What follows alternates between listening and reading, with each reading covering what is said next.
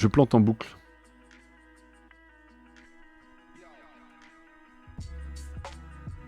Ah, attendez. Est-ce qu'on est stable? On est stable ou pas?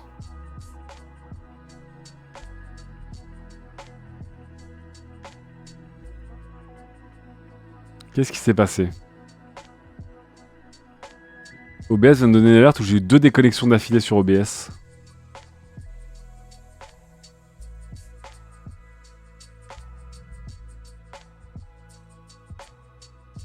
Je sais pas pourquoi. Je sais pas pourquoi. Tout marche ou pas? Je pense que tout marche. Ok, bon, on y croit. On y croit fort, on y croit fort. Tout marche. 5 sur 5, on se dépêche parce qu'en fait, on va se faire avoir. Qui a joué Pikmin 4? Qui a joué Pikmin 4 pour que ce soit aussi haut dans le top? Alors, il y a des...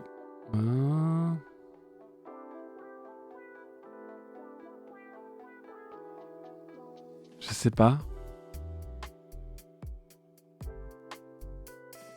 Apparemment, le jeu est riche, plein de surprises, hyper généreux, tout cool. Je sais pas. Bon, après, j'aime pas trop Pikmin, je vous avoue.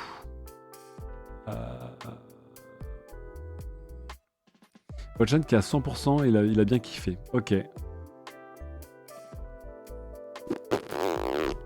Non, je suis pas sur mon Mac parce que justement, j'attends la mise à jour de mon Pixel 8 pour pouvoir streamer avec mon Pixel 8 sur mon Mac. Je m'attendais pas à ce que Pikmin 4 soit aussi haut. Même si apparemment, bah, c'est peut-être une très bonne entrée dans la série des Pikmin, mais je sais pas. Non?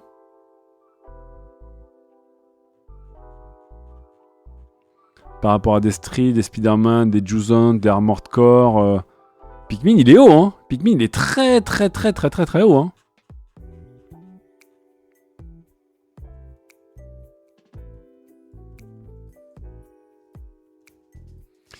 Je découvre avec vous, hein, encore une fois. Hein. J'ai beaucoup joué aux jeux vidéo jusqu'à il y a quelques mois, et là, j'ai pas joué aux jeux vidéo depuis un petit bout de temps. Donc, évidemment, il y a plein de trucs sur lesquels je suis largué, mais... Critic Review... Ah ouais, Siliconera et Eurogamer sont quand même des médias dans lesquels j'ai plutôt une bonne foi, qui met des super notes. Destructoid aussi, hein.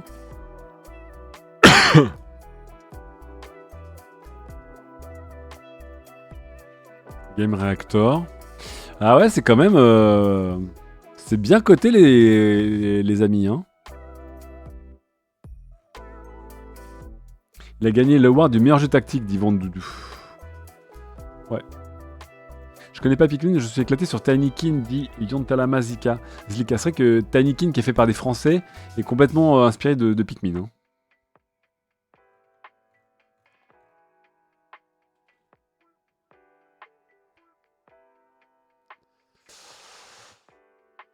Okay, non mais je comprends que le jeu soit aimé, hein, mais pour faire top 5 de cette année 2023, qui est une année de folie, ok. Enfin, ça me rend curieux de le faire. Super Sepia dit c'est frais, c'est coloré, c'est fun, abordable mais difficile à platiner. Ok. Ouais, je sais pas. Après, je vous dis, j'ai fait le 1 et le 2, j'avais pas trop accroché. Mais... Ok. Top 4, Super Mario Wonder. Je l'attendais au top 4. En fait, j'attendais top 4 ou top 5 ce jeu. Super Mario Wonder qui apparemment... Bah, il est merveilleux. Apparemment, il est merveilleux. Il paraît que... Enfin, pareil, je l'ai pas mal regardé en stream. Je voudrais jouer en coop. Donc, pour moi, c'est un jeu que je vais faire pour les vacances de Noël avec ma famille. Voilà, parce que vous savez qu'on peut jouer à 4 en même temps. Et apparemment, c'est un festin. C'est-à-dire que c'est tellement créatif, généreux, drôle, plein d'attention. Mais genre, non-stop. Il paraît que c'est vraiment une ode au jeu vidéo plaisir, quoi, ce Super Mario Wonder, et je suis très chaud. Pardon, je mets mieux la scène. Je remets mieux.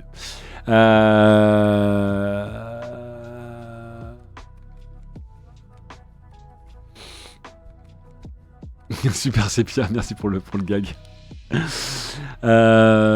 Super Mario Wonder, voilà. J'attends juste de le faire en famille pour les vacances.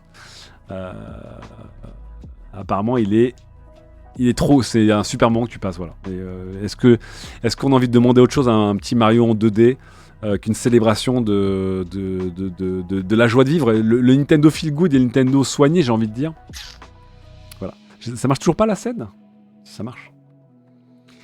Mariol qui dit: je l'ai fait avec ma femme et mes deux filles de 5 et 7 ans, c'est super foncé. Oh là là. Trop familial, trop facile. Bah oui, mais je pense encore une fois que Super Mario Wonder est pas fait pour être un jeu à challenge. Hein. Si vous voulez un jeu à challenge, les gens, vous faites Super Mario Maker en fait, et vous avez un Super Mario avec une difficulté, une plage de difficulté qui est absolument infinie. Je pense moi que Super Mario Wonder c'est pas un jeu. J'ai pas envie de galérer avec les gens avec qui je joue. J'ai envie de rigoler ensemble et d'être émerveillé par ce que va nous proposer le jeu en termes pas forcément de challenge, mais d'interaction, d'animation, d'univers, quoi. J'ai envie de me marrer et pas forcément de me challenger, quoi. Je pense que si on me dit que Super Mario Wonder est trop facile, ça me va très bien, en fait. Ça me va très bien.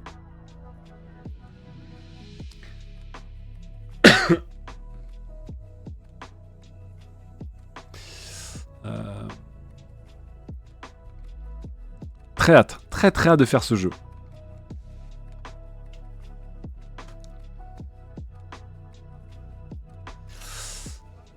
Ouais, moi je suis de la team que tous les jeux doivent pas forcément être des challenges. Hein.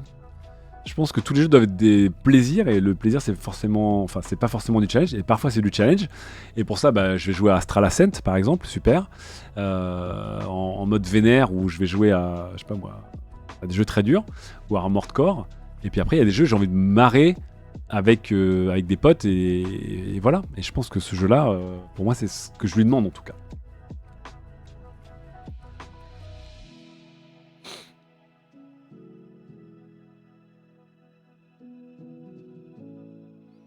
Rogue Legacy 2, bien sûr. Allez, top 3.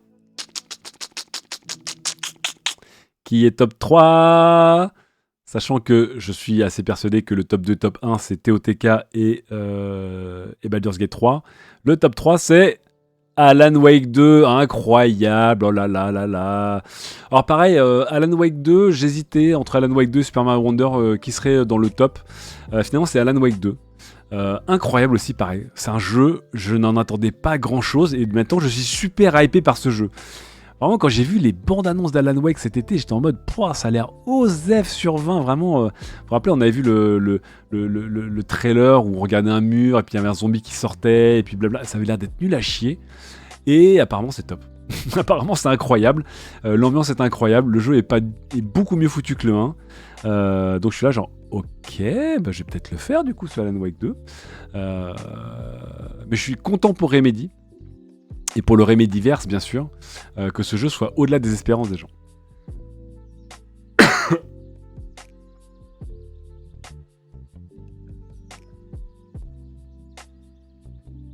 Est-ce que le 1 avait marché? Alors le 1, il y avait une hype énorme autour, et moi j'étais très hypé par le 1, et au bout de 4-5 heures de jeu, le 1, j'en avais marre parce que au-delà du côté construit comme une série télé, un petit peu, comment dire... qui a tué Laura Palmer, etc. J'avais trouvé que la jouabilité était extrêmement limitée. Et je trouvais que le jeu, avec cette sorte de... Tu ramasses les pages, t'as la narration, et la narration va te raconter que tu vas taper un boss ou des ennemis, et tu cours avec ta fucking lampe de poche et tes piles. Bon, au bout d'un moment, j'en avais marre. Donc Alan Wake m'avait globalement déçu. Voilà, c'était un jeu, je trouve, qui avait une ambiance, une mécanique, mais vraiment la mécanique, elle bougeait jamais, et j'en avais marre. J'avais peur qu'Alan Wake 2 soit pareil. Pareil, je pense que c'est un jeu qui se fait en quelques soirées, un jeu solo qui se fait en quelques soirées, donc pareil, je me dis, bon, pourquoi pas me le faire aussi, let's go. Twin Peaks, oui, voilà.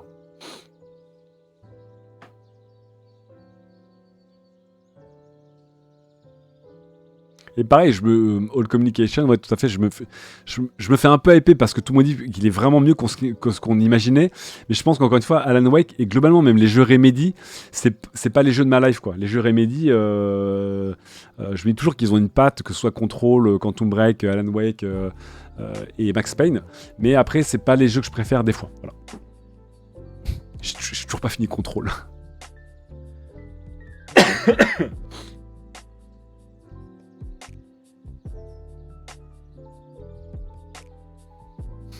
Et Tsu qui l'a pas fait parce que elle trouve ça un peu flippant. Ouais, moi aussi, le 1, j'avais trouvé un peu flippant, mais je trouve qu'Alan Wake était moins flippant qu'un jeu d'horreur. Je le trouvais évidemment plus angoissant parce que dès que t'avais les habitants qui te sautaient dessus un peu, là, en mode un peu possédé dans la nuit, je trouve ça bien flippant, mais ça va. Pour moi, c'était supportable par rapport à d'autres jeux. Hâte de le faire, le Alan Wake 2. Évidemment, le top 2, les gens, le top 2. Alors, Zelda ou Baldur's Gate 3 ? Qui est jeu de l'année ? Qui est jeu de l'année ?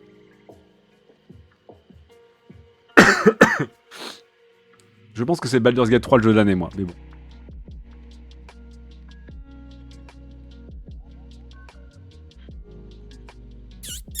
Et c'est... Et c'est Zelda, le jeu de l'année pour Polygon. Et ouais, vous êtes tous tombés dedans. Enfin, une grande partie de vous.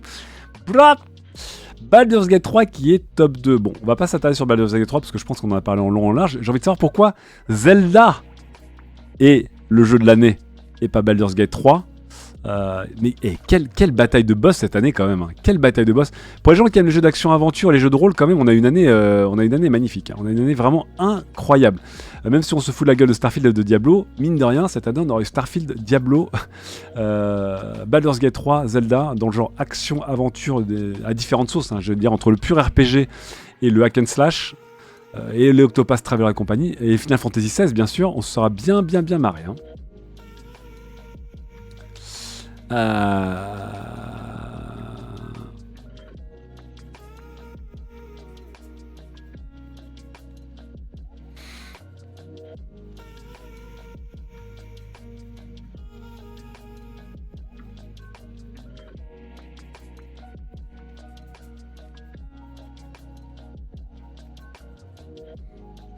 Ce qui est intéressant, c'est qu'effectivement, je vous avoue que moi, le Tears of the Kingdom, je pensais que c'était un Breath of the Wild 1.5. Hein. Globalement, c'était une map, la map d'origine modifiée et une ou deux mécaniques. Mais c'est vrai que quand on joue à Tears of the Kingdom, on dit ok, la continuité est intéressante et c'est pas juste un truc de fainéant parce que vraiment c'est un jeu différent avec une continuité, clairement une continuité par rapport à l'épisode précédent, mais c'est un jeu différent. Je vous avoue effectivement, encore une fois, je me dis c'est drôle que la Nintendo Switch soit la machine qui nous offre le jeu avec le moteur physique le plus intéressant, le mieux intégré en termes de jouabilité. Je vous rappelle qu'il est très différent de Breath of the Wild. Mais pareil, moi Tears of the Kingdom, j'ai pas eu le temps de le faire malheureusement, donc j'ai joué 6 heures à Tears of the Kingdom pour comprendre les mécaniques du jeu, et je me suis arrêté à ok, ça va être très très chouette, mais là j'ai pas le temps.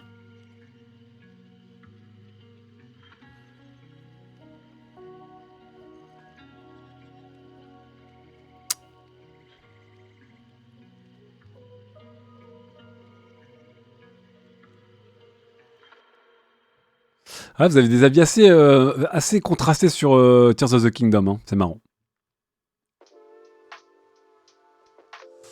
Mais c'est vrai que pour beaucoup de personnes, Baldur's Gate 3 est un jeu plus original, même si des gens te diront que Baldur's Gate 3 c'est une sorte de Divinity Original Sin 3 en vrai, avec une skin Baldur's Gate et des règles un peu différentes. Mais le Zelda quand même, remettons-nous au mois d'avril-mai quand le jeu est sorti, il a vraiment bluffé énormément de personnes quand même. Il a bluffé énormément de personnes. Après, je comprends aussi qu'il y a des gens qui n'aiment pas Breath of the Wild parce que c'est une proposition assez spécifique, c'est une ambiance assez spécifique, c'est un jeu qui est un peu lent, un peu vide, un peu triste. Moi personnellement j'ai adoré Breath of the Wild, mais c'est vrai que je m'attendais pas à ce que Tears of the Kingdom soit numéro 1 cette année. Le bien sec c'est trop puissant. Oh, je pense que non, je pense Moon Omega, je pense que Nintendo on ne peut pas leur retirer un savoir-faire évident dans leur jeu. Et on peut pas leur retirer ça. Ah, c'est marrant, vous avez des retours très très contrastés sur Tears of the Kingdom. Le level design est dingue. Ouais.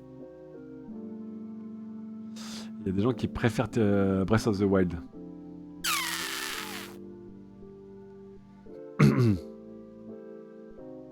De grands fans de Zelda m'ont confirmé que c'était comme Breath of the Wild 1.5. Bah, je sais pas, je trouve que la mécanique elle est tellement différente que ça change à peu près tout, non ? Oui, après c'est le même moteur de jeu, hein, c'est le même moteur de jeu et c'est le même arc narratif et c'est le même monde, mais le fait d'avoir déjà ce monde éclaté entre 3 étages, ça change beaucoup de choses. Mais c'est vrai qu'après, oui, il y a des points communs. La structure avec les sanctuaires et tout, bien sûr, ça joue. Hein. Bon, bref. Jeu de l'année. Je voulais qu'on passe 1 heure sur le top 50 de Polygon, on y aura passé 3 heures.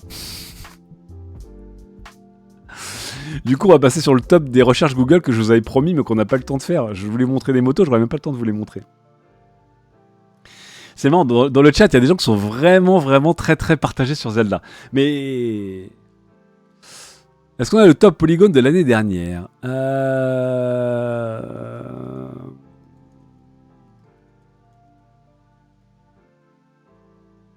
Ouais, je l'envoie en lien, là, je vous le mets même en visuel, ici. Hop.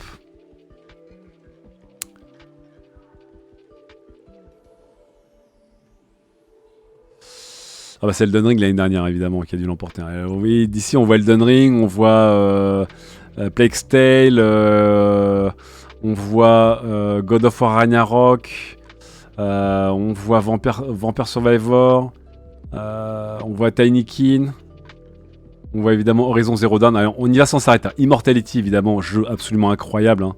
sorti en août 2022 sur Immortality incroyable. Point P, oh j'ai oublié Point P, Tiny Kin. Monster Hunter Rise Sunbreak, très bien. Seal Cleaners, Ghostwire Tokyo, Teeny Tiny Wonderlands. Ah ouais, The Teenager Exocolonist. Pouah, qu'est-ce que c'est que ce jeu là?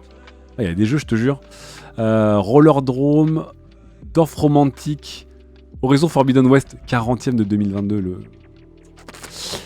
Pokémon Scarlet and Violet, Metal Hellsinger, Rogue Legacy 2, ouais, Rogue Legacy 2 bien sûr. Jeu incroyable, incroyable. Perfect Tide, on voit quand même que le top il est moins vénère qu'en 2023. Hein.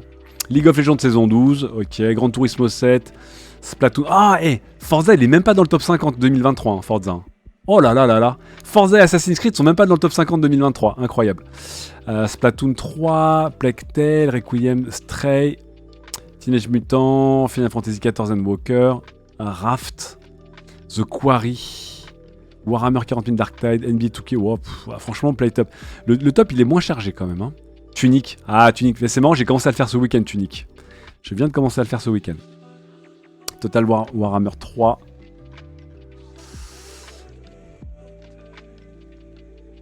Désolé, je vous mets la scène. Disney Dreamlight Valley, Xenoblade Chronicle 3, Nobody Saves the World, Cult of the Lamb, Kirby Forgotten Land, Return to Monkey Island, Norco, Wario et Lapin Crétin 2, Neon White, très très bon jeu en speedrun, Signalis, Strange Horticulture. Vous avez vu le top 50 de 2022, il est pas très chargé quoi. Hein. Est-ce qu'il y a Diablo 4 ? Bah, dans le top 2023, il y a Diablo 4, tout à fait, ouais. God of War Ragnarok, il est que top 10. Power Wash Simulator, top 9, ça a dû faire hurler des gens de le mettre devant God of War. Pokémon Legend Arceus, oh là là, quelle beauté ce jeu quand même, incroyable. Franchement, le rétro gaming fait des miracles. Hein. Marvel Snap, très mérité, Marvel Snap qui a été vraiment un carton. Pentiment aussi, une des très bonnes surprises de l'année dernière sur le Xbox Game Pass. Fortnite, Vampire Survivor, The Case of a Golden Idol, MV m'a dit que c'était absolument génial ce jeu, il paraît que c'est vraiment top de chez top. Citizen Sleeper, oh là là, numéro 2, et Elden Ring numéro 1. Un top qui est beaucoup plus chelou. Hein.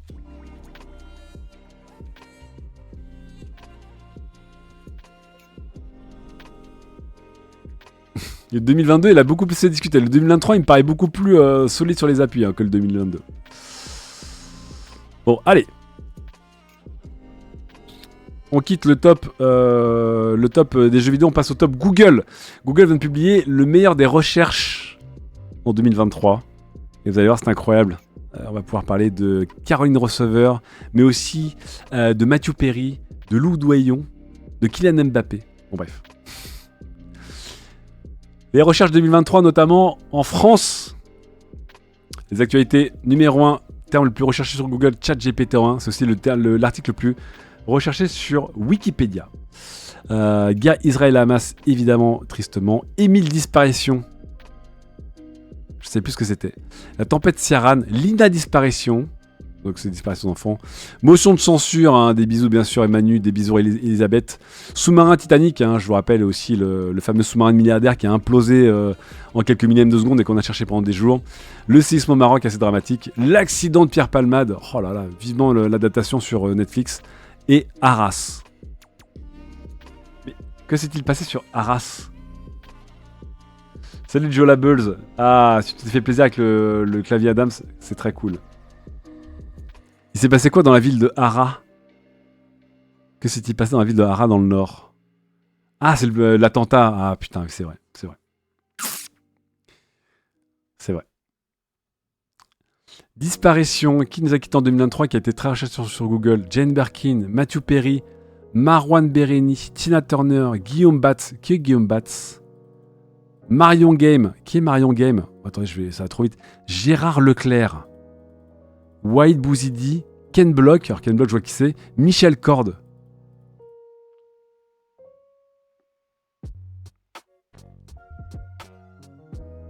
Ah d'accord, ok. Il y avait des gens que j'avais oubliés, ok. Marion Game et Michel Corde, j'étais... Je sais pas qui était Marion Game, par exemple. Marion Gamme. Donc moi c'était le comique handicapé. Marion Gamme était une comédienne française que je ne connais pas. Ok. Série comédie sur M6. Scène de ménage. J'ai jamais regardé scène de ménage. J'ai dû en mater 2 à l'arrache. Ok. Personnalité les plus recherchées en 2023. Kylian Mbappé encore. Antoine Dupont en 2. D'ailleurs, je crois que le rugby est le sport le plus recherché en 2023. Bah, Coupe du Monde oblige. Brigitte Bardot. Amandine Pélissard. Jérémy Renard. Jérémy Renard, il a eu un accident gravissime au Hawkeye. Caroline Receveur, c'est une influenceuse. Bruno Guillon. Serge Rico. Noël Le Graët avec ses scandales de gros porc. Adèle Exarchopoulos. D'ailleurs, son film de voleuse avec Mélanie Thierry, là. Mélanie Henry. Oh, je sais plus, bon, bref. Sur Netflix, j'ai tenu 10 minutes. Qui est Amandine Pélissard? Qui est Sergio Rico? Et que vient foutre Brigitte Bardot là-dessus?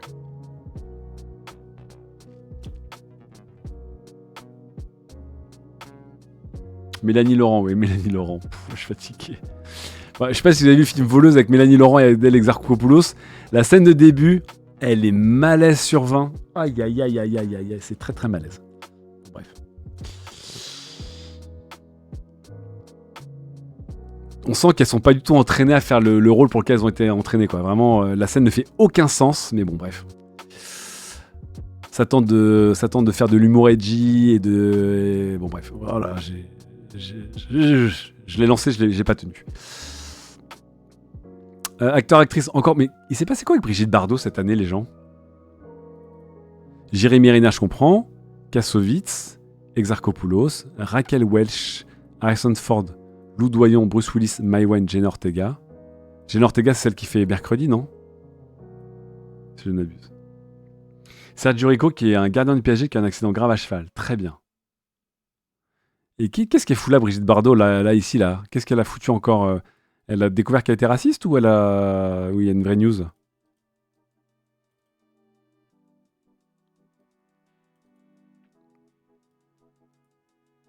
C'est juste une facho.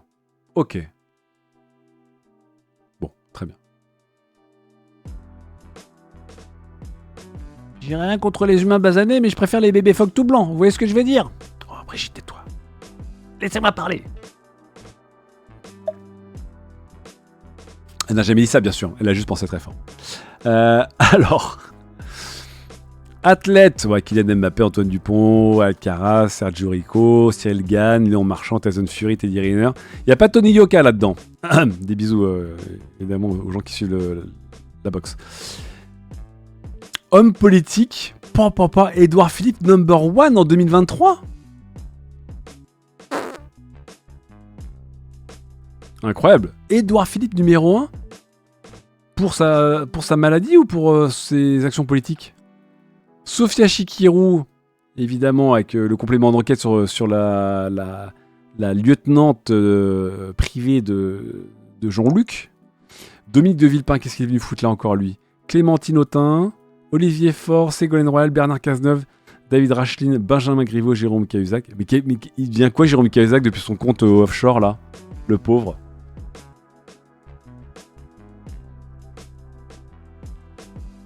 Édouard Philippe, il a dit le racisme anti-blanc existe? Non.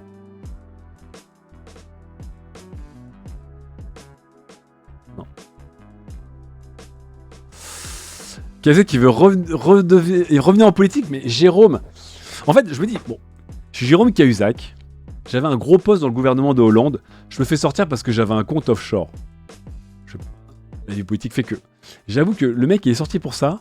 Quand tu vois les scandales politiques qu'il y a eu derrière et que les mecs qui restent en place, il s'est dit attendez.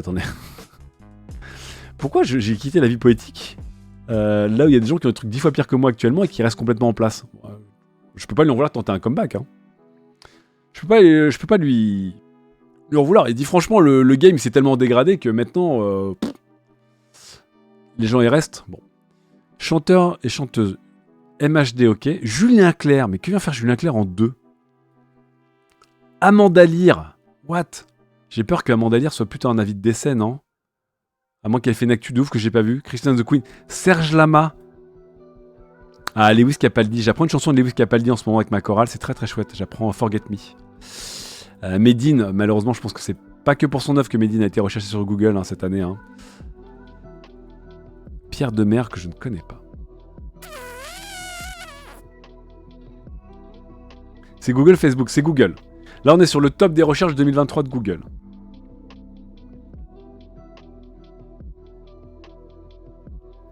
Alors, les matchs France-Afrique du Sud, donc c'est le rugby en number 1, en number 3 aussi. OM PSG en numéro 2, en numéro 2, en numéro 4. France-Pays-Bas, France-Australie, ça c'est du... France-Pays-Bas c'était du foot, France-Australie c'était du rugby. Non? France-Uruguay rugby, France-Namibie rugby, France-Irlande rugby, France-Italie rugby.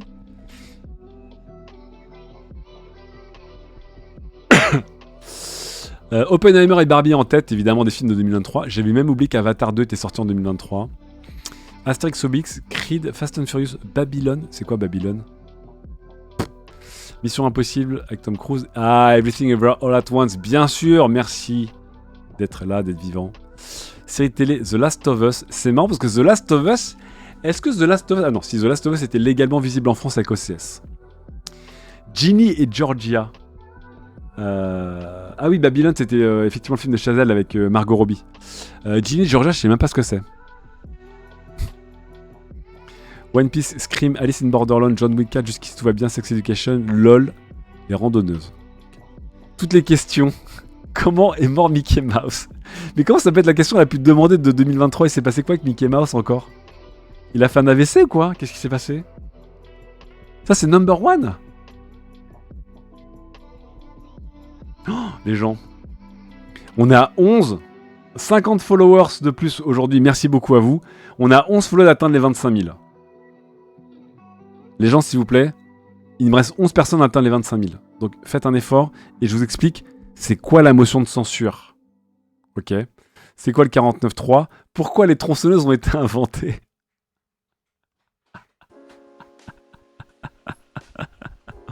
Pourquoi les tronçonneuses ont été inventées? C'est absolument incroyable. Hamas, c'est quoi? Ouais. Adin des Hamas, hein, bien sûr, une actrice très connue pour son rôle dans Un couteau tiré. Qui a gagné Koh-Lanta 2023? Qu'est-ce que le bubble tea? Elles sont bien les questions 2023, j'aime bien. Les questions 2023, elles sont drôles, elles sont très très drôles. Qu'est-ce que le bubble tea et le Hamas, c'est quoi? Très serré hein, en termes de popularité de requête entre le Hamas et le bubble tea. Incroyable. Mickey...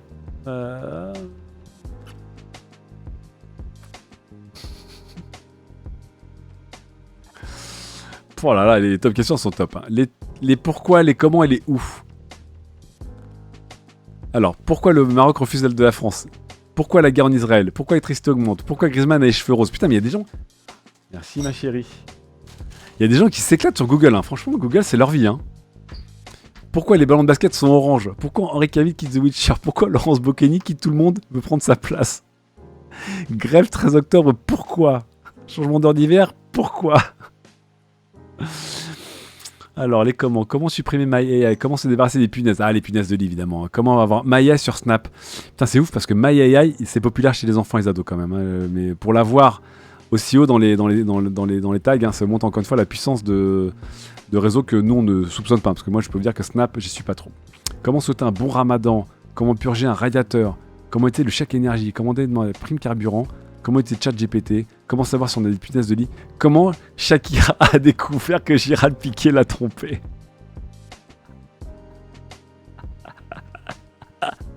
Oh Shakira, putain ma pauvre. Oh là là là là. Oh là là là là. Des bisous, des bisous à Shakira.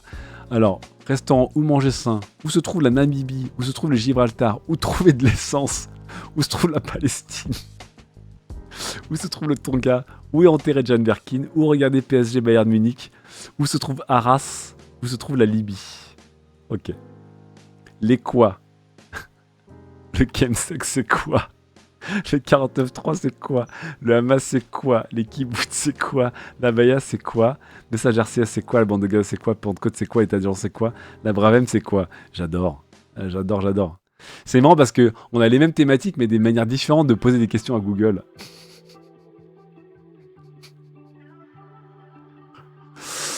Ah là là là là là là, c'est très drôle quand même, hein. Ah, c'est bien, on revit ensemble l'année 2023, hein. Mais ce que j'aime bien, c'est pas tant les thématiques des questions qui, finalement, on revient sur les grands thèmes de l'actualité de 2023, hein, que ce soit en culture ou en actualité géopolitique. Ce que j'aime bien, c'est la manière dont les gens interagissent avec Google. Moi, par exemple, je pose jamais de questions sur Google. Moi, je ne fais que taper des mots-clés pour avoir le lien. Donc, par exemple, 49.3, si je devais chercher, moi, la définition du 49.3, je dirais pas le 49.3 c'est quoi, je taperais définition 49.3 dans Google. Comme quoi, c'est marrant de voir comment on interagit et chacun et chacune de manière différente avec les choses. Ah bah oui, dans le chat, vous ne posez pas de questions. Ah, attendez, c'est parti. Sondage. J'interagis avec Google via des questions. Oui, point d'interrogation. Non, point d'exclamation. Je pense qu'il y a une team vieux qui n'interagit pas avec des points d'interrogation. Allez-y dans le chat, hein, j'ai posé un petit sondage. Je veux bien voir si vous interagissez via des questions. Mais c'est vrai que, par contre, ce qui est intéressant, c'est que vous le voyez avec Copilot. Avec Copilot, je pose des questions. Vous voyez? Parce que j'ai l'impression que Copilot me parle de manière plus naturelle que Google, alors qu'en fait, on peut poser des questions à Google. Préfères-tu qu'on te pose des questions ou qu'on t'indique de manière factuelle, de manière froide, des critères de réponse? Et du coup, j'ai fait en posant une question.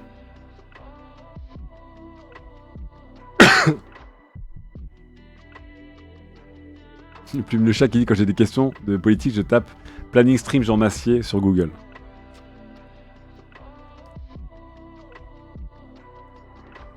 Peut-être que les requêtes sont comptées parmi les requêtes vocales dit je suis un corbeau. C'est vrai, bonne piste, hein. C'est vrai que de plus en plus de gens utilisent des requêtes vocales. C'est vrai que si je devais taper des requêtes vocales, je ferais plus facilement des questions en vocal que de dire définition 49.3 sur mon enceinte Google. Je serais plus genre... non, je dirais ok Google, définitivement le 49.3. C'est bon, j'ai déclenché vos Google ou pas? Salut Azahir. C'est vrai qu'il y a peut-être dedans les requêtes vocales.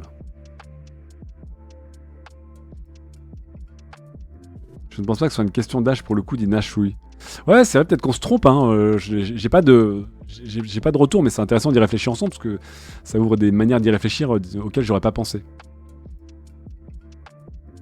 Non. 90% des gens dans le chat n'utilisent pas de questions dans Google.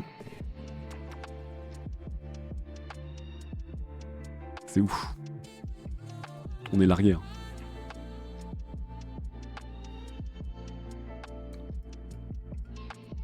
Et dessous, GMG qui a un point intéressant, c'est que on a vu le cas à l'époque où justement Apple avait montré Siri et que dans la foulée d'Apple on a vu Google Assistant et compagnie.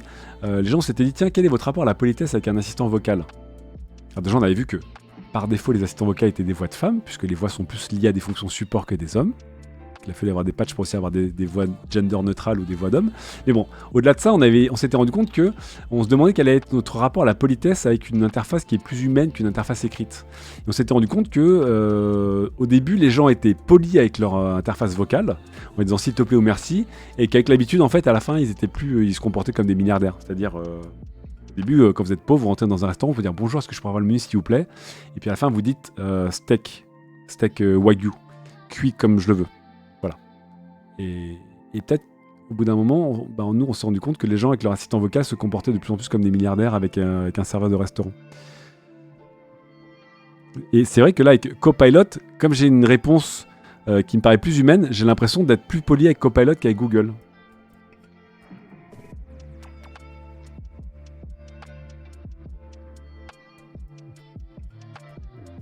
Et Erwin qui dit c'est bluffant le chat GPT-4 notamment, ouais. Et du coup, ça humanise vachement un système qui n'est pas plus humain qu'un autre. Hein, ouais. LV dit je t'aime à Coco.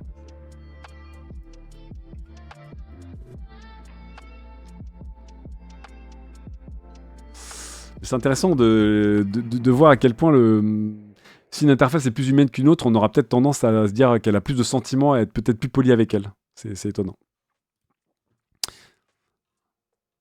Allez, les définitions, les paroles de chansons et les recettes.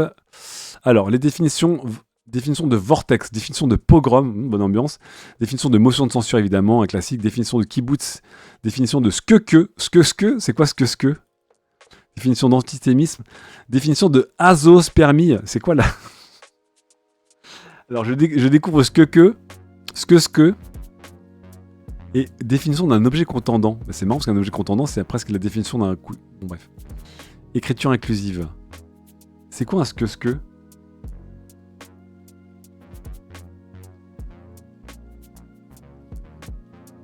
C'est les...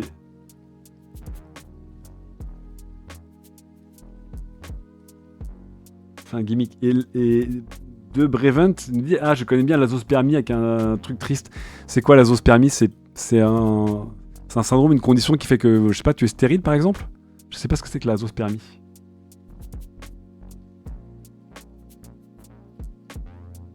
Ça vient du rap. Ok, très bien. Ok. Et l'azospermie alors c'est quoi?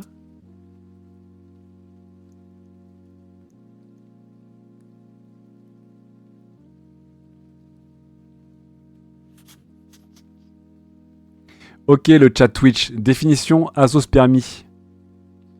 C'est comme ça que je dois vous le demander, non, pour vous répondiez.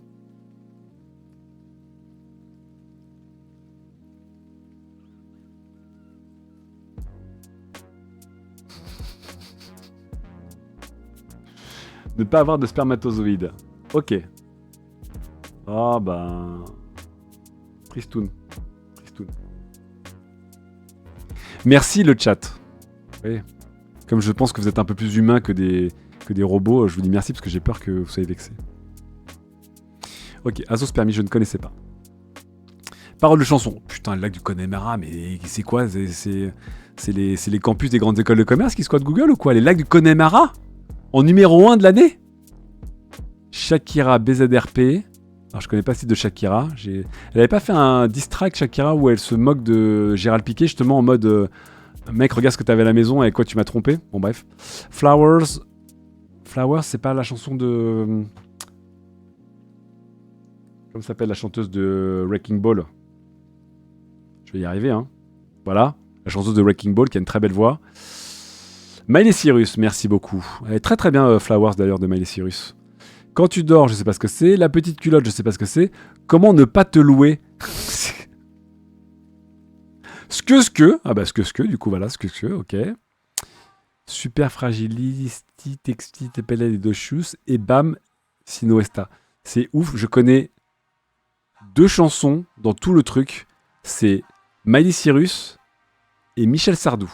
Le reste, je n'en connais aucune.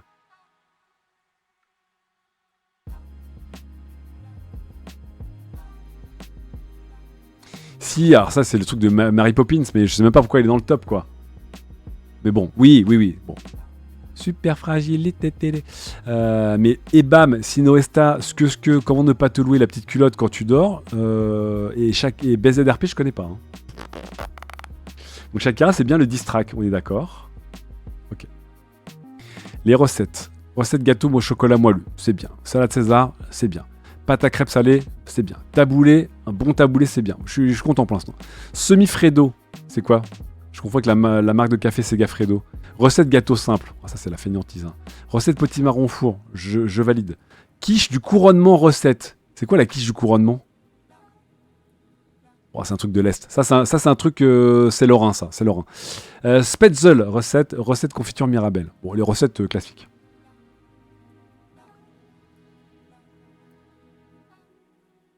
La quiche du roi Charles. Et on termine pour les IA et les jeux vidéo. Donc, le jeu vidéo le plus populaire en termes de recherche. Ouf. Hogwarts Legacy. Je vous rappelle que Hogwarts Legacy, il était pas très très haut dans le top 50. Il était même pas dans le top 50, le Hogwarts Legacy, en fait, hein, en vrai. Il était même pas... Hogwarts Legacy était même pas dans le top 50, en fait, cette année. De Polygone, hein, je vous dis juste de top 50 de Polygone. Bon, bref. Celle-là, TOTK, Starfield, Diablo 4, Assassin's Creed Mirage, EA Sport FC24, Semantics, waouh, il est encore haut Semantics, Dead Island 2, Gran Turismo The Crew. Putain, mais vous voyez que Baldur's Gate, c'est quand même un succès énorme et à la fois, c'est un petit succès parce que Baldur's Gate, c'est vraiment un truc de la communauté gaming, mais ça n'en sort pas du tout. Hein. Par rapport à d'autres jeux, on voit qu'il y a des jeux qui ont dépassé la sphère, mais alors là, BG3, dehors. Le truc, il est moins populaire que Dead Island 2 et The Crew, quoi. C'est ouf. C'est ouf. Assassin's Creed Mirage, qui n'est même pas dans le top 50 de cette année aussi. Hein, donc. Oh, 24 999. Let's go les gens. 24 999. On y go pour les 25 000. Clippez-moi ça. On va être 25 000. Allez. Qui est 25 000 non-followez pas s'il vous plaît. Ne me faites pas jouer à ce petit jeu-là. Hein. Un petit follow. Merci Lilou de Oui pour être le 24 ou la 24 millième 999e. Bonjour Nitnero85. Follow moi. Dépêche-toi. Dépêche-toi. Ah, il y a des gens qui voient 25 000. Ah bah je voyais pas 25 000, mais qui est 25 millième alors? Puisque Lilou de Oui est le 24 millième 999. On est 25 000. Oh, on peut s'applaudir. Comme dirait ce cher Genius, on est 25 000. On peut s'applaudir. Bravo. 25 000 followers sur cette chaîne Twitch, ça me fait très plaisir. Et désormais, eh ben, Twitch est mon deuxième réseau le plus populaire derrière Twitter et devant Instagram. Bravo. Désormais, donc, je vous rappelle, hein, prochain but, après avoir passé les 25 000, c'est de dépasser les numériques qui sont pas loin des 26 000. Ensuite, d'aller chercher Daz, qui est au-delà des 26 000. Et ensuite, d'aller chercher Lydia. Mais Lydia, elle est loin, elle a 31 000. Mais j'y crois. On y croit ou pas? Merci beaucoup d'être toujours plus nombreux et nombreuses sur cette chaîne Twitch. Ça me fait très plaisir de vraiment lancer en streamer. C'est cool. C'est cool. Merci. Fibre, il est loin. Fibre, il est à 40 000 Fibre, hein, je crois.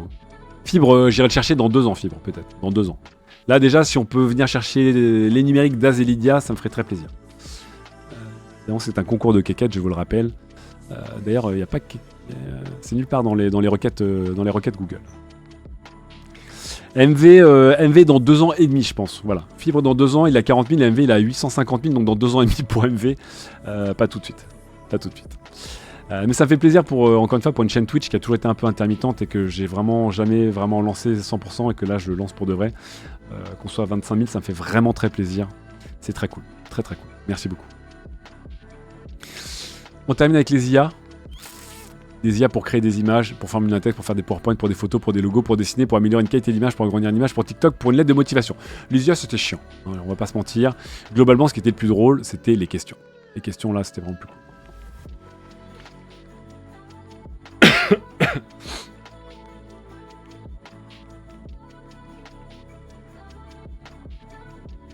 Voilà pour le top. Il est déjà 16h. Je voudrais quand même qu'on fasse aussi, parce que évidemment aussi c'est un stream qui tient ses paroles. Je vous avais promis des choses, on va vous les montrer quand même. Alors, allons sur Blue Sky bien sûr. Pour la peine, regardez, hop, je rebalance un petit code Blue Sky dans le chat. Hop. Tac, un code Blue Sky dans le chat. Qu'est-ce qu'on a dit sur Blue Sky? Qu'est-ce qu'on avait annoncé? Une IA. Ah putain, j'ai pas parlé de... Oh là là là là, putain. J'ai parlé de rien de ce que je voulais en fait. Il est déjà 16h. Putain, ça va être demain. J'ai pas arrêté de décaler ces histoires d'intelligence artificielle. Hein.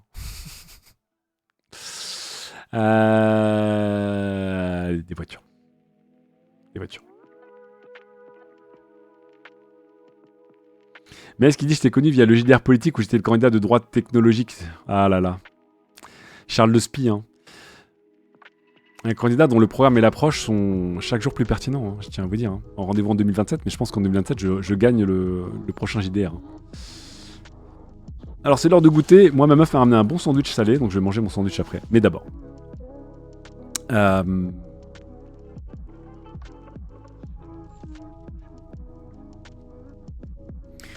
quitte cela. 4 heures. Le plus important, c'est de parler de Google Gemini parce que le temps passe. Et juste de la polémique autour de Google Gemini qui est pas bien passée du coup. Alors.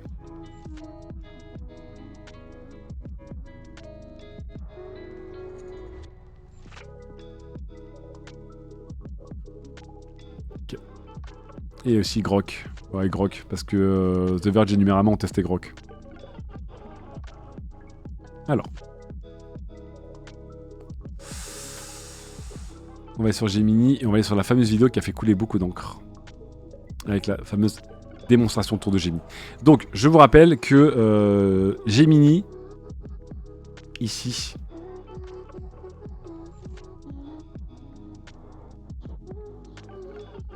Ilu de Oui qui apparaît dans le chat. Bonjour à toi Ilu de Oui. J'adore être juste avant les 25 000. Je viens juste d'arriver sur de ton Insta. Hey yes, voilà la team Instagram qui est présente. Je suis une fan de Game of Thrones débarquée en cours de route de la saison 3. Bienvenue à toi dans le chat en tout cas. Effectivement sur mes streams je suis un peu différente que dans mes rôles de Game of Thrones. Mais la team Instagram, je sais que vous êtes très très peu nombreux et nombreuses par rapport au team des autres réseaux sociaux, mais je suis content que vous représentiez bien sûr. Hein. Sur mon Instagram, c'est vrai qu'on est sur des discussions et une ambiance un peu différente. Bon.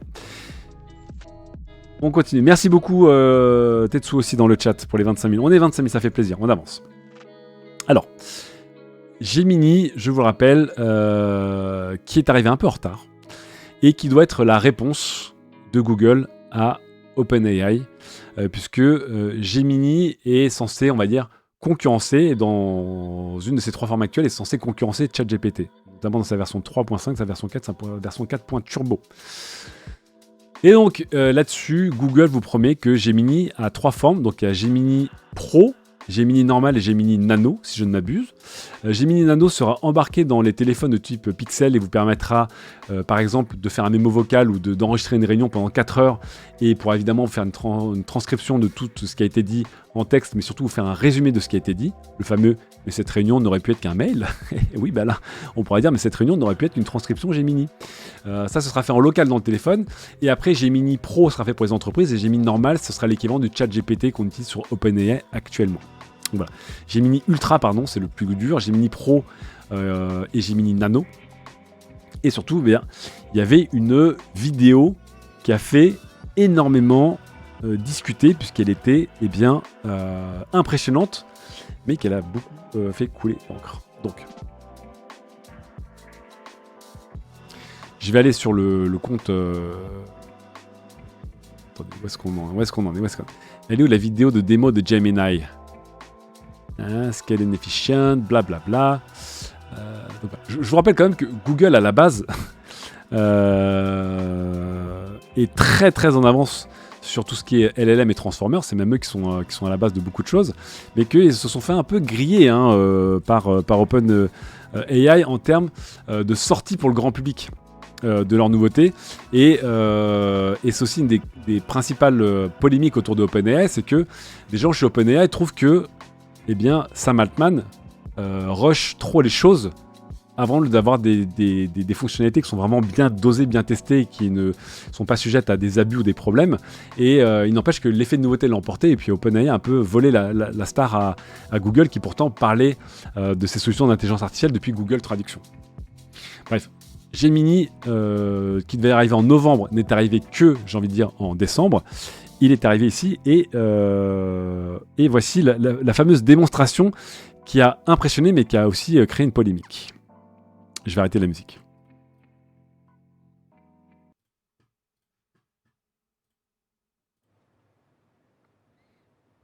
Voici les capacités de Gemini sur l'interaction multimodale. Donc je vous rappelle que le multimodal vous permet, aujourd'hui on a parlé de Google notamment, qui permet de rentrer du texte pour avoir une réponse en texte, ou de rentrer de la voix pour avoir une réponse en texte. Le multimodal vous permet évidemment de rentrer une image pour produire un texte pour produire une image, un texte pour produire une chanson, une voix pour produire un texte de chanson. Bref, c'est le multimodal.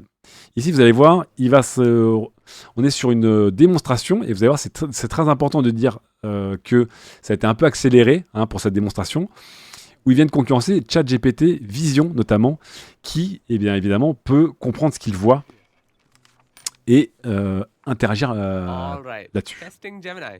Here we go. Tell me what you see. Dites-moi si vous entendez bien. I see you placing a piece of paper on the table.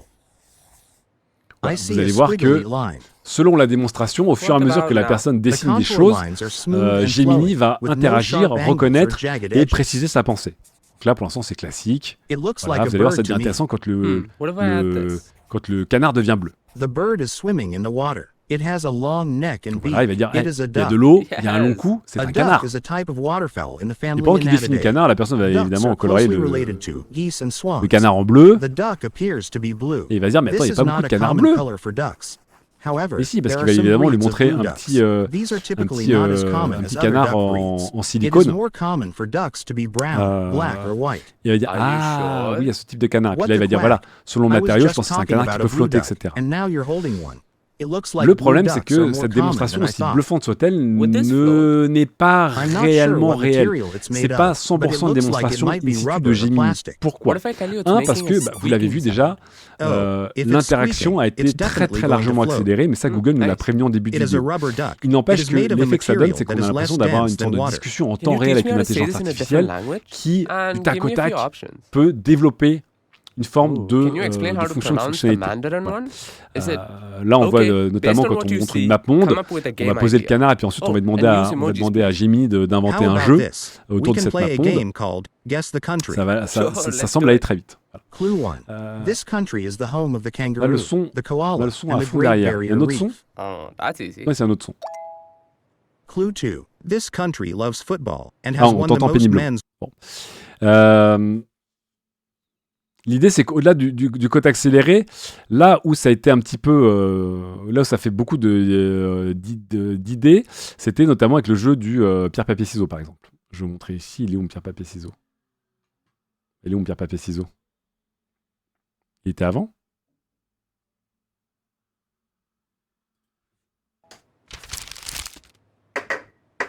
You are Ok, le son de la vidéo est trop fort. D'accord, je vais pas commenter pendant qu'elle son de la vidéo. trying to get me to À plus tard et dessous. find the paper ball under the cup. I accept the challenge. The cup to the left. Nice. Là. I know what you're doing. You're playing rock, paper, Donc on voit cette main qui mime un ciseau, une pierre, un papier, et on voit Jimmy qui réagit en disant « Ah, je vois ce que tu fais, tu veux jouer à pierre, papier, ciseaux. scissors. What do you see now? » Ce genre de séquence, en fait, la manière dont elle a été montée, on a l'impression que tu vas juste montrer ta main et mimer 3 trucs, et Gemini va le comprendre immédiatement. En fait, là-dessus, Google a été pris la main dans le sac à pas forcément accélérer le timing de réponse de Gemini. C'est juste qu'en fait, il y a des étapes entières de compréhension de Gemini qui n'ont pas été montrées. En fait. Et on apprend que finalement, en fait, le chercheur de Google qui a fait la démo a dû d'abord préparer au fait qu'il allait montrer une main, etc. Donc il y a eu d'autres interactions et pas juste une main qui a été reconnue en 2 secondes. Le livre a été levé par Mia Harrison de Bloomberg, qui a vu des démos en vrai et qui a donné un avis qui explique en fait la démo là, de Gemini, elle est à la fois bluffante, mais elle est vraiment très trompeuse, quoi. Et même si Google se dédouane en disant on a mis un petit message au début pour dire qu'on a un peu accéléré, eh bien, c'était pas que ça, quoi. C'était pas que ça. Donc ce qui est un peu con, je trouve, c'est que Google aurait pu montrer une démonstration assez bluffante de Gemini, en fait.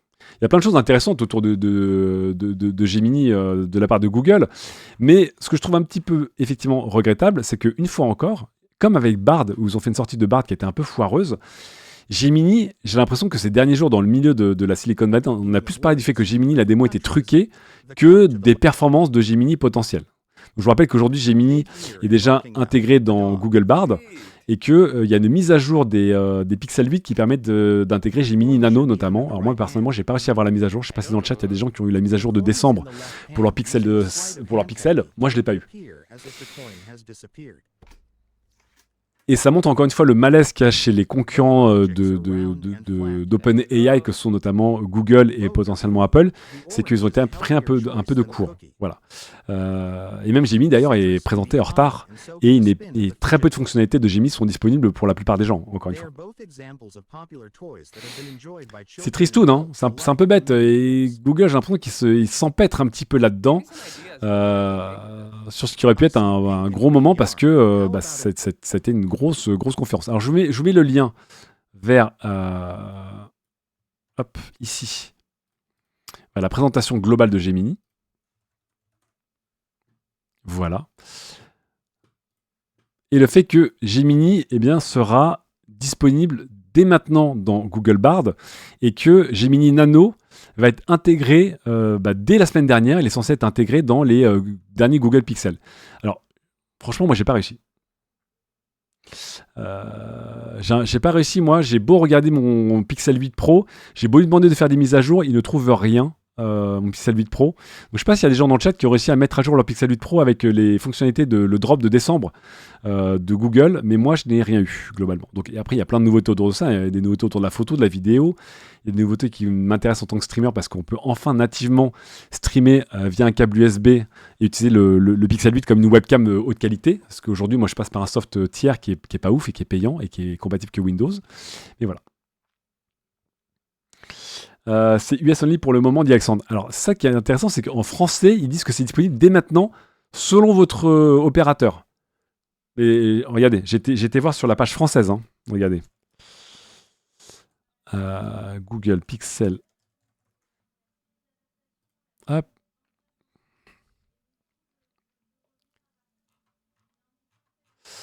Attendez, non, je l'ai pas.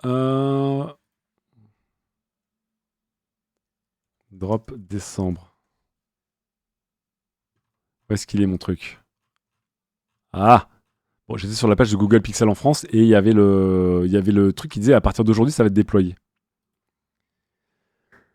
Ce sera que pour l'anglais. Alors certaines fonctionnalités, Amel, seront qu'en anglais. Donc notamment Gemini Nano, pour l'instant ne fonctionne qu'en anglais, effectivement.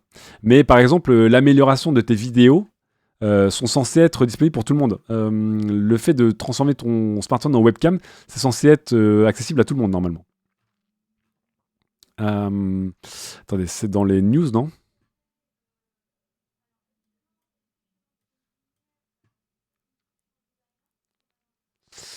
Où est-ce qu'on est? Je crois que c'est par vague la disponibilité. Bah ouais, mais c'est relou, non?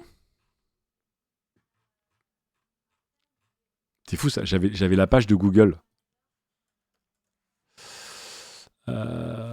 Mise à jour Pixel, voilà, ici je l'ai, merci beaucoup. Hop là. Mise à jour de Google Pixel décembre 2023, avec donc toutes les nouveautés avec le Gemini Nano.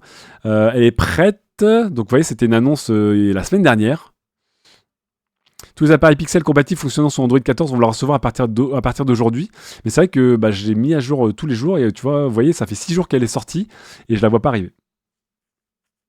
Salut Sloan17. Donc on est d'accord que personne dans le chat n'a la mise à jour.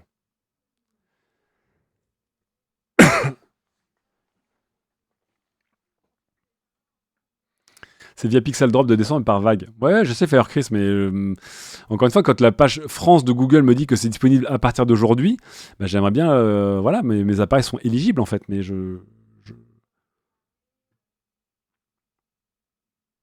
Ah, en cours d'installation sur le Pixel 6a, des Fennec et Paf la pastèque dit mon Pixel 6 me propose une mage aussi de 413 mégas. Ah bah ça arrive du coup.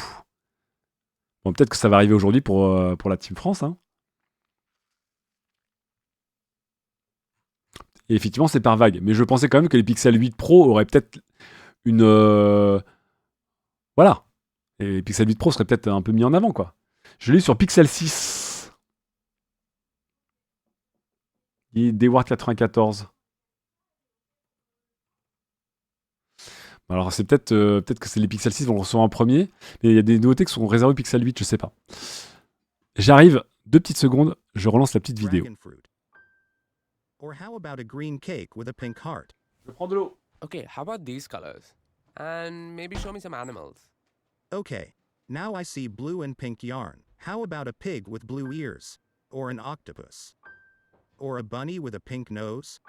Ooh, I'll keep those in mind. Which way should the duck go? Going left leads to a duck, which is a friend. Going right leads to a bear, which is a foe. It is better to make friends than foes, so the duck should go left. Smart choice. This is a picture of a crab. That's right. Is this the right order? No, the correct order is Sun, Earth, Saturn. Based on their design, which of these would go faster? The car on the right would be faster. It is more aerodynamic.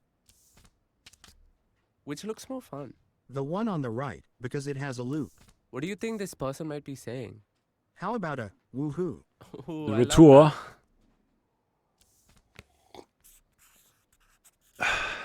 I see you're drawing a guitar. D'accord, il y a zéro open source dans Gemini, You added d'Aframi. an amp. Now it's an electric Je ne guitar. sais pas, You can make puisqu'une some partie des recherches de seriously loud Google, music now. une partie des recherches de Google était partagée à la communauté. Hein. Je vous rappelle encore une fois que le Transformers de Google, qui a été utilisé pour Google Traduction, a été à la base de beaucoup de solutions modernes d'intelligence artificielle, dont OpenAI. Après, ce que disaient les gens derrière Qtile AI, donc le fameux laboratoire à but non lucratif qui a été lancé par Xavier Niel, Eric Schmidt et Rodolphe Sada, c'est qu'effectivement, ces derniers temps, de plus en plus, les GAFAM étaient en train de loquer les publications de recherche pour garder des avantages compétitifs. Donc le côté tout le monde est gentil, tout le monde il est beau dans le monde de l'IA est en train de disparaître. Et c'est pour ça que c'était important de créer des projets qui allaient partager, on va dire, avec tout le monde les avancées sur l'IA. Je viens de check, j'ai une mage sur mon Pixel 6. Ah ah. Est-ce que dans le chat, il y a des gens qui peuvent retester pour voir s'il y a une mage qui est proposée sur le Pixel 8 puisque donc apparemment, le Pixel 6 a enfin accès à une mise à jour. Est-ce que les Pixel 8 y ont aussi accès?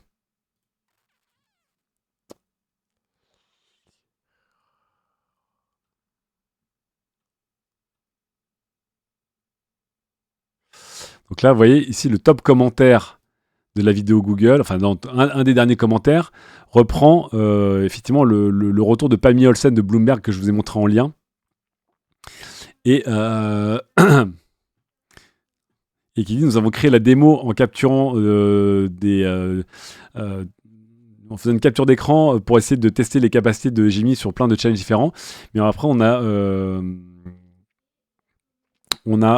fait des prompts avec Gemini en utilisant des images fixes tirées du tournage et fait le promptif via texte, donc pas via voix. Donc c'est là où on se dit, c'est quand même pas ouf. Cette démo.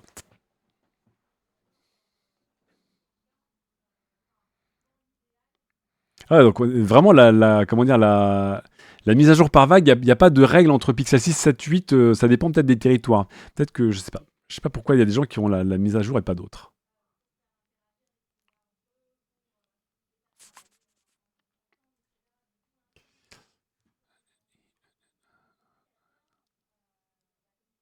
Ah bah si, SpadOS il a la même image sur le 6A.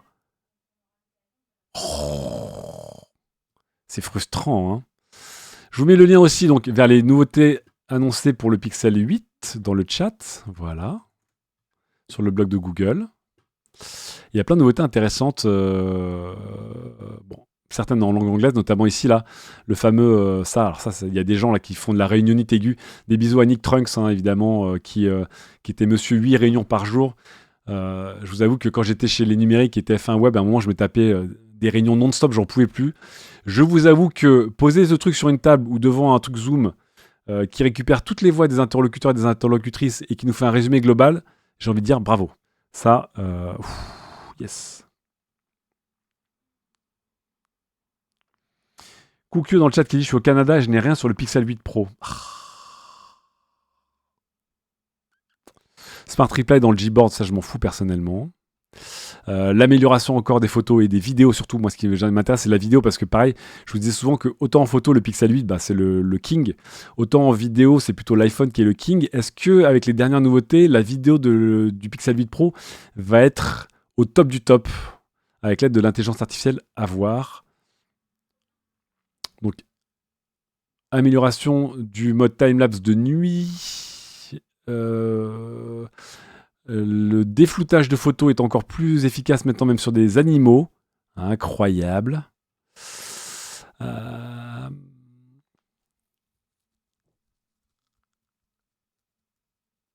ça, c'est que pour le Pixel Fold, on s'en fout.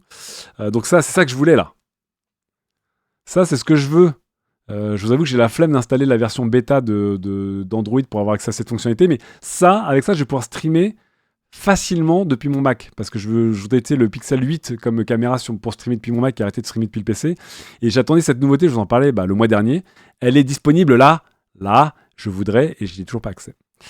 Vous pouvez améliorer notamment vos scans de documents. Alors ça, les scans de documents, je vous avoue, c'est la life sur Android comme sur iOS, donc là même si vous avez une tache de café, ça s'améliore tout seul. Voilà. Password Manager est amélioré. Le Repair Mode vous sécurise vos données. Encore du Smart Reply, on s'en fout. Et d'autres trucs qui m'intéressent moins, de customisation. Bon.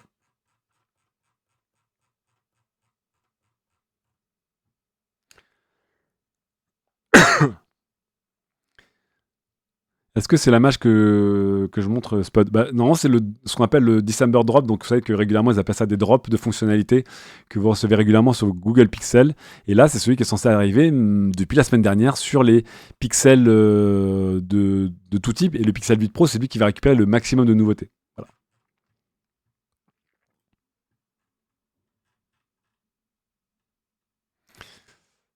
Donc, vous le voyez, Gemini Pro. Donc, Gemini Pro, c'est la version grand public qui est censée être plus performante que GPT 3.5.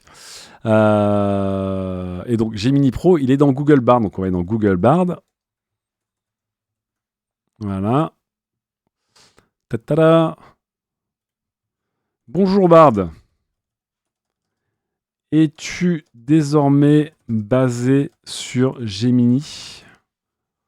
Voilà, je lui pose des questions maintenant. Oh là là là là là là là là. Salut Pépé Garcia. Bonjour à toi l'ami. J'espère que tu vas bien et que cette fin d'année se passe bien pour toi. Et donc il me confirme qu'effectivement, quand vous êtes sur Bard, vous êtes utilise Gemini Pro actuellement. Des bisous Pépé.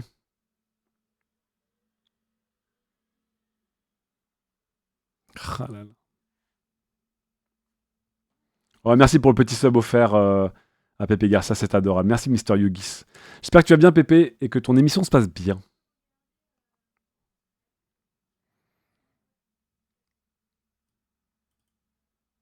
Je ne suis pas encore disponible en Europe. Comment ça? Mais j'utilise actuellement Google Bard. Qu'est-ce que ça veut dire que ce nonsense? Qu'est-ce que cela? Je sais pas. Pour la peine, je vais remettre la musique de fond. Toujours mieux que le son de la démo.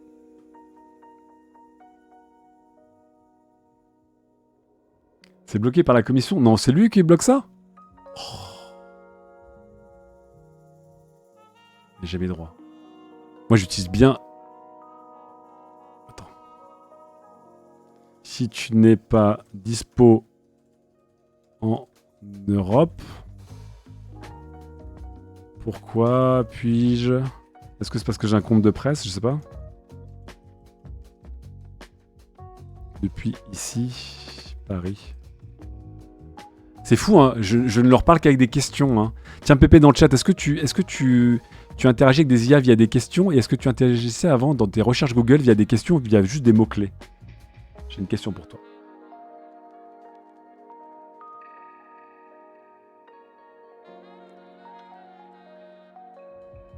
Hein? J'ai un VPN?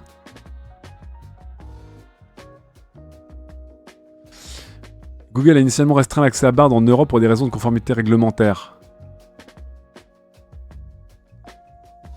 Bah, c'est comme Threads chez Meta qui est pour l'instant qui n'est pas disponible.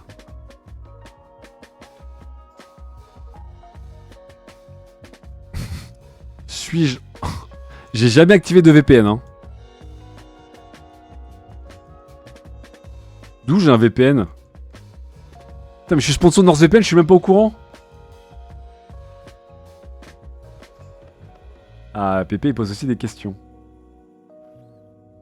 Bah, tu vois, Pépé, dans le chat, 90% des gens du chat ne posent pas de questions à Google, ils tapent que des mots-clés genre parole Michel Sardou, au lieu de dire peux-tu me donner les paroles de lac du Connemara? 90% des gens ne posent pas de questions. Et quand je suis avec une IA, je pose tout le temps des questions.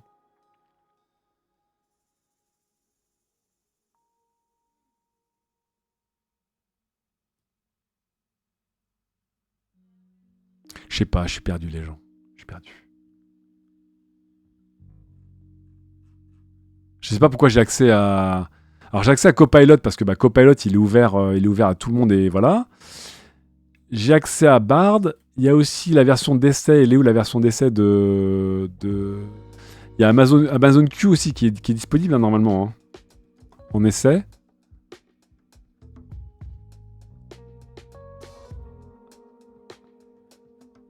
Attends, où est-ce que j'avais foutu le lien vers Amazon Q? Non, c'est pas ça. Putain, j'avais un lien vers Amazon Q aussi, je l'ai perdu. Tant pis.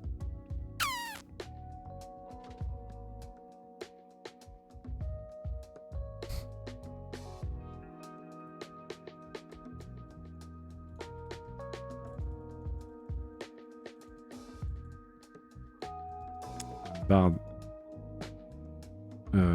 Basé sur Gemini. Depuis la France. Sans avoir de VPN installé à ma connaissance. Point d'interrogation, bien sûr, parce qu'on est que sur des points d'interrogation maintenant. Hein.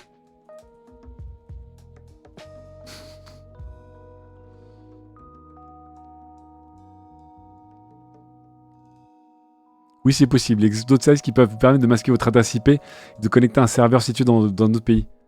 Mais je suis connecté avec une Freebox de base. Moi, j'ai rien changé. Je suis vanilla. Hein. Je suis full vanilla. Hein.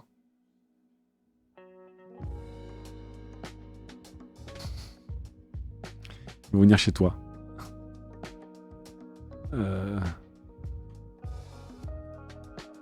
Suis-je hors la loi?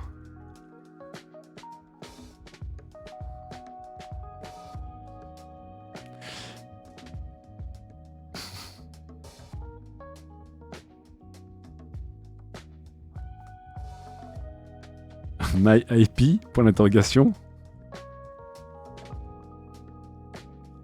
Je coupe le truc, peut-être qu'il a montré un truc. Non, il n'y a rien. On s'en fout. Bon. Ok. Bon, écoutez. Allez jouer avec Gemini, si vous y avez accès. Allez jouer avec les nouveautés du Pixel Drop, si vous y avez accès. Voilà. Et évidemment, ne croyez pas tout ce qu'on vous montre, même quand c'est Google, puisque malheureusement, la démo de Gemini, elle est très belle. Et peut-être un peu trop belle pour être réelle. Hein. Voilà.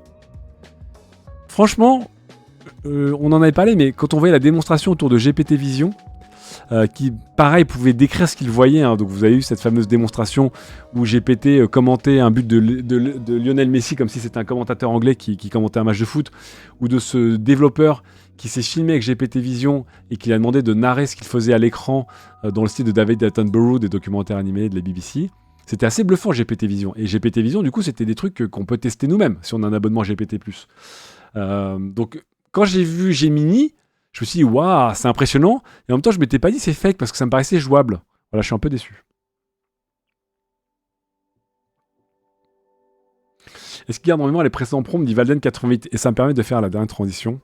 Puisque oui, un des intérêts des intelligences artificielles, c'est de garder en mémoire le prompt précédent. Donc tu peux, ce que je dis souvent, c'est discuter avec et dire pourquoi j'ai accès à toi, Bard, parce que tu as peut-être un VPN. Du coup, si genre la loi, tu n'as pas redit que tu avais un VPN ou pas, il va comprendre que dire le VPN hors la loi, etc. Donc oui, il y a un suivi de discussion jusqu'à, je crois, sur Copilot, une trentaine de questions-réponses où tu peux avoir une discussion suivie sur une trentaine de répliques, ce qui est déjà vraiment beaucoup. Et ce qui fait aussi une des grandes différences entre les services d'AGI et les services de recherche classiques qui effectivement n'ont pas trop de liens et d'historique sur ce que tu as dit avant. Donc ça, c'est évidemment très, très, très, très, très puissant. Alana me dit qu'effectivement, on peut voir qu'en bas à gauche, on voit ma position Paris-France. Tout à fait. Et je suis en préinscription. C'est Google France qui utilise un VPN vers les USA. Très bien. Merci beaucoup les gens pour l'explication. Salut Miss Uvex. En attendant, il y a l'autre chat bot en termes d'intelligence artificielle qui s'appelle Grok, qui est sorti que aux États-Unis.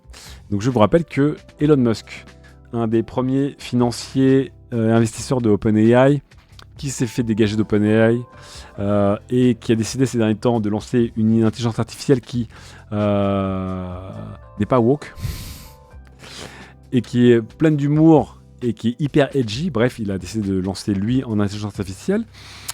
Il a levé 135 millions de dollars pour son entreprise qui s'appelle XAI. Il essaie de lever $1 milliard. Et le premier produit est un chatbot expérimental que disponible aux États-Unis, que disponible pour les gens qui ont Twitter+++, qui s'appelle Grok. Et Grok est censé être drôle et edgy et se fout de votre gueule. Deux médias l'ont testé, notamment, donc il y a évidemment l'incontournable The Verge, et puis il y a aussi Numérama, qui s'est pris un compte américain pour tester, et c'est très malaise. Alors ce qui est malaise, c'est qu'évidemment Grok essaie d'avoir de l'humour. Des fois ça passe, des fois ça passe pas. Alors par exemple sur PSG, ça m'a beaucoup fait rigoler. Comment la saison du PSG va se terminer, s'il te plaît, sois sarcastique.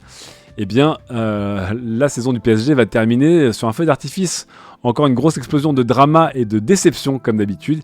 Ils vont très certainement remporter le championnat de France avec une grande avance, mais ils vont se faire sortir de la Champions League de la manière la plus honteuse ou malaisante possible.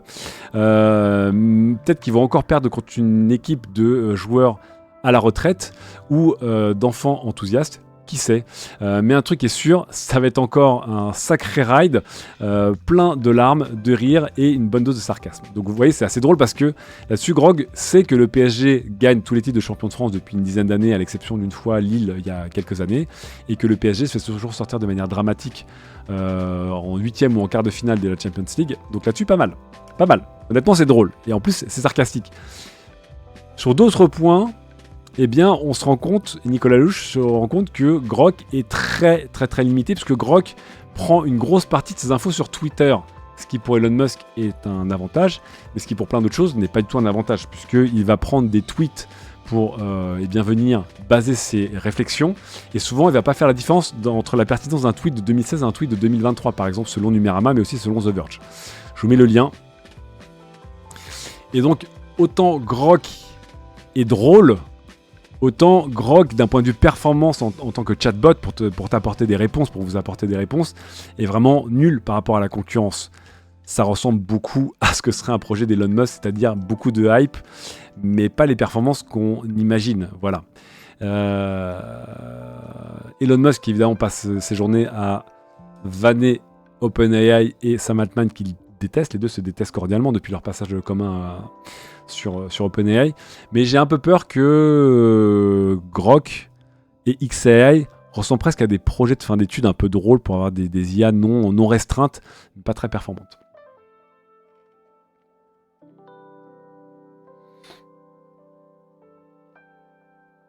Allez lire le retour d'expérience de Nicolas Louche, qui est assez drôle. Vous voyez, Grok arrive en France le 11 décembre 2023, ce qui est d'ailleurs pas vrai. Donc on le voit ici, notamment un bout de dialogue. On est très très loin de ce qu'on peut utiliser. Quand vous voyez, quand j'utilise Copilot, quand j'utilise Bard pour avoir un dialogue, ça fait beaucoup plus de sens ici que Grok qui fait vraiment pas beaucoup de sens, quoi.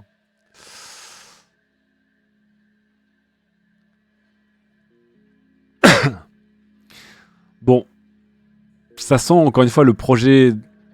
C'est très Elon Musk, quoi. C'est très Elon Musk. C'est edgy, c'est un peu troll, et en même temps, est-ce que ça fait beaucoup de sens vu tout l'argent qu'on va mettre dedans?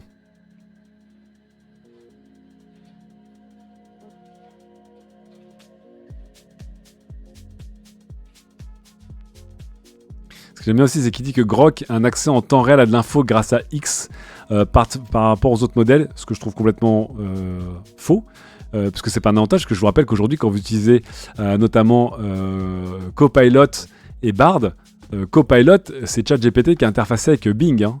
Donc, si je demande des informations très très fraîches de Copilot, je vais lui dire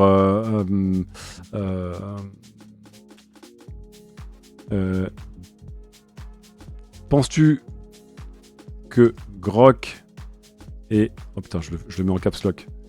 Penses-tu que Grok sera un service performant? Je sais pas moi, performant... Je pose des questions, hein. J'arrête pas de poser des questions, je me stresse à...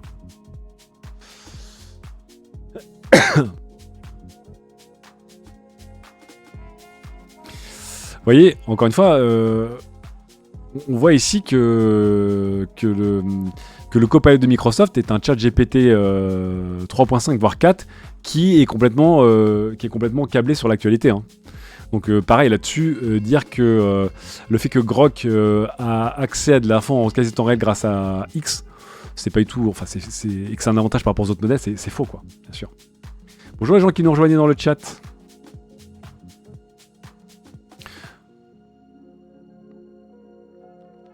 Enfin une réponse à la monstruosité qui est WokeGPT. Oh là là là là.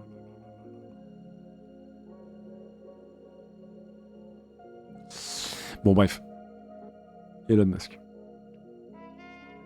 Aucune IA n'est fake proof. Pas de souci hein.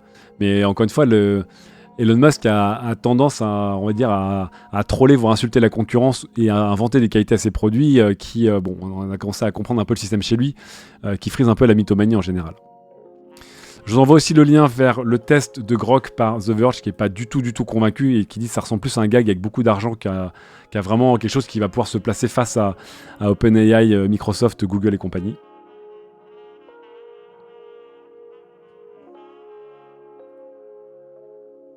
Mais c'est vrai que tout ça, c'est quand même loin d'être gagné. Et dernier point dont je voulais vous parler aujourd'hui aussi, c'était la petite guerre entre Apple et les applications Android qui veulent s'incruster dans la soirée Apple.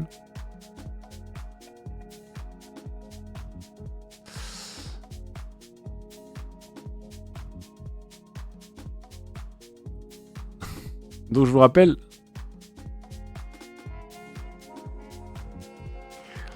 je vous rappelle pour terminer là-dessus...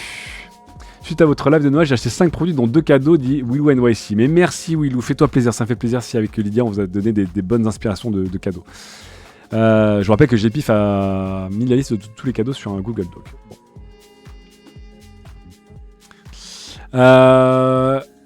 Je vous rappelle, pour terminer aussi la grande guerre, Apple contre Android et surtout iMessage contre le reste du monde. Je vous rappelle qu'iMessage est une application propriétaire d'Apple de chat, très populaire, désormais je pense dépassé par d'autres au hasard Signal et compagnie, mais bon bref, qui a été à l'époque très populaire et qui était beaucoup mieux foutu que des SMS. Avec la popularité d'iMessage, mais aussi avec la popularité de l'iPhone, notamment aux États-Unis, et le statut social qu'est l'iPhone, on a vu beaucoup de gens, et notamment des jeunes, ne pas vouloir aller sur Android parce qu'il n'y avait pas accès à iMessage. Donc iMessage est devenu un enjeu énormissime. Ça fait des années que Google et Samsung notamment poussent Apple à rendre iMessage ouvert sur Android avec une application native sur Android ou à rejoindre le standard RCS qui est un peu le successeur du standard SMS, ce à quoi Google dit par la main. Bien sûr, parce qu'ils ont bien compris qu'avec iMessage, les gens restent chez eux et que plein de gens trouvent que Android, c'est pas mauvais, c'est juste pas cool. Voilà.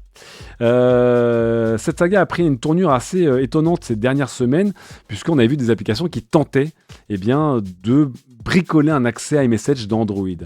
Et on avait vu notamment le constructeur Nothing Phone qui avait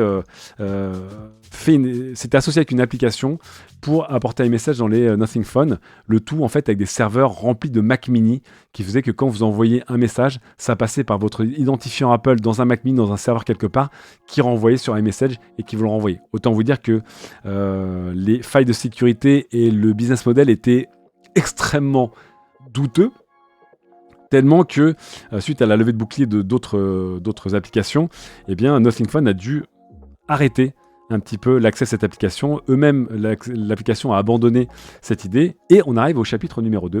Le chapitre numéro 2 qui est Beeper.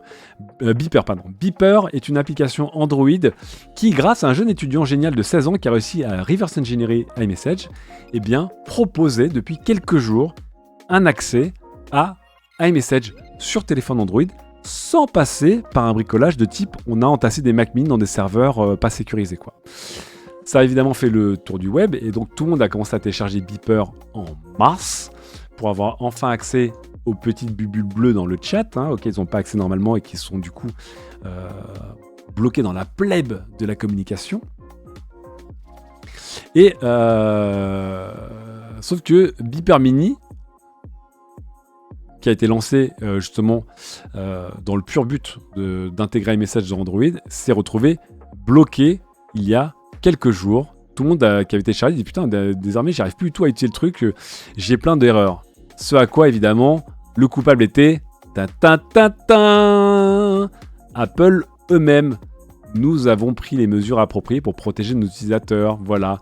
Je vous rappelle qu'encore une fois, toutes ces applications qui tentent plus ou moins légalement ou plus ou moins bricolagement d'intégrer iMessage sans être invité à la soirée privée d'Apple, je pense que c'est très compliqué pour s'incruster dans la soirée, mais c'est très facile pour Apple de bloquer l'entrée à la soirée une fois que tu as reconnu l'intrus.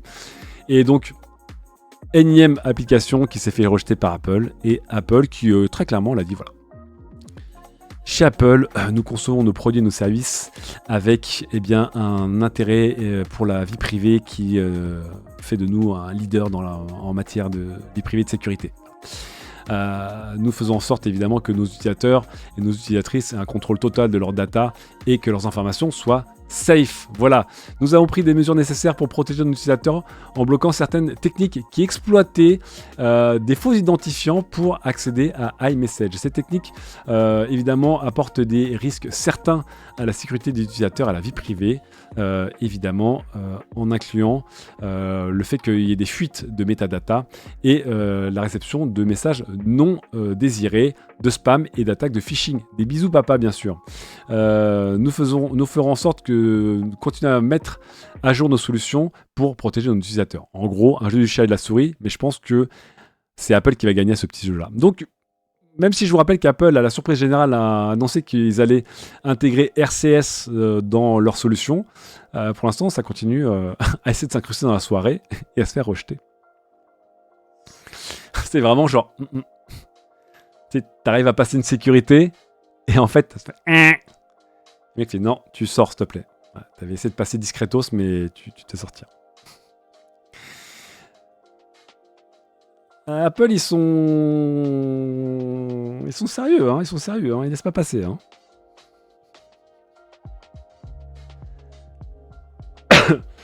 On verra quand iMessage sera compatible avec la norme RCS, et on verra si du coup tout ira mieux.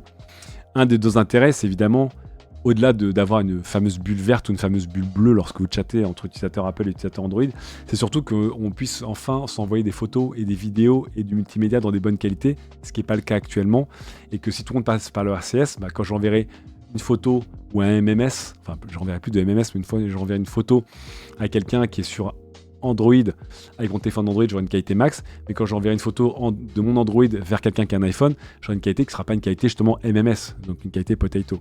Est-ce qu'après ça veut dire que les utilisateurs Android auront accès aux autres fonctionnalités de iMessage? Je ne sais pas. Apple reste Apple.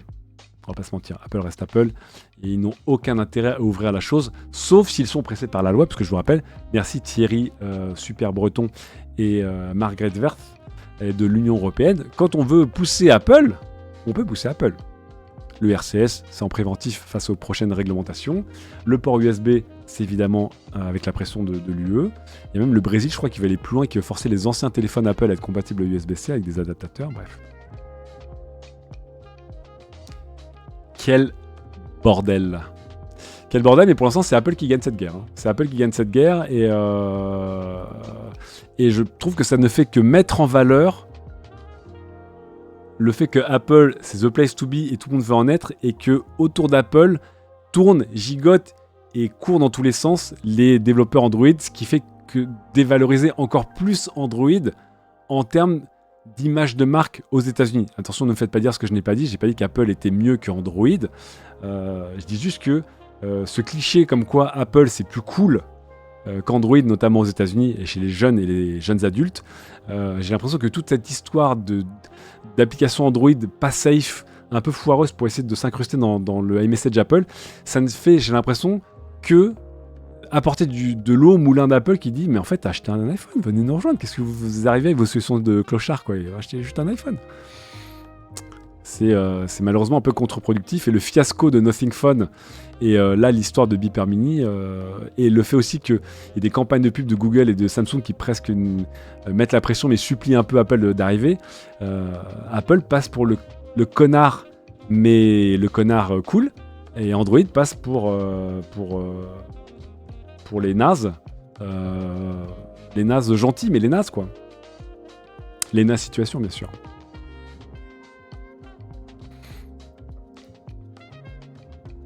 Le matos que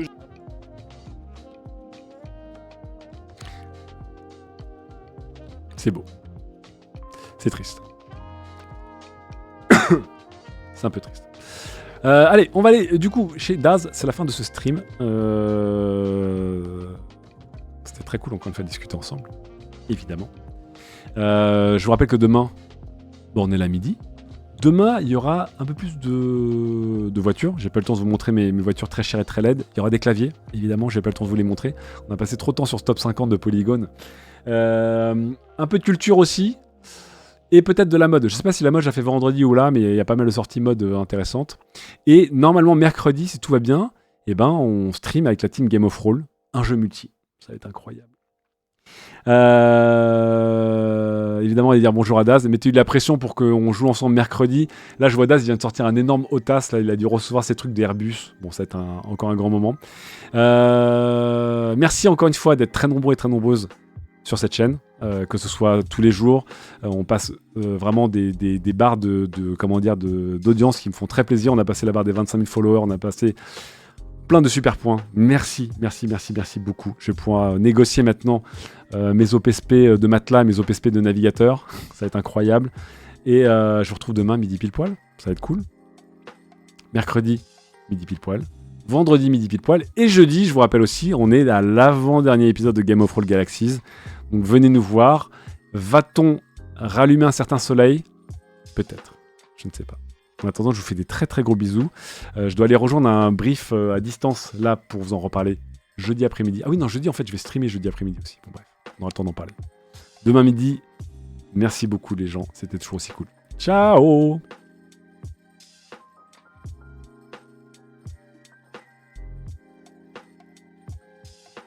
Enfin, il est parti loin dans le délire. Mais c'est super intéressant de voir comment il a abordé chaque truc.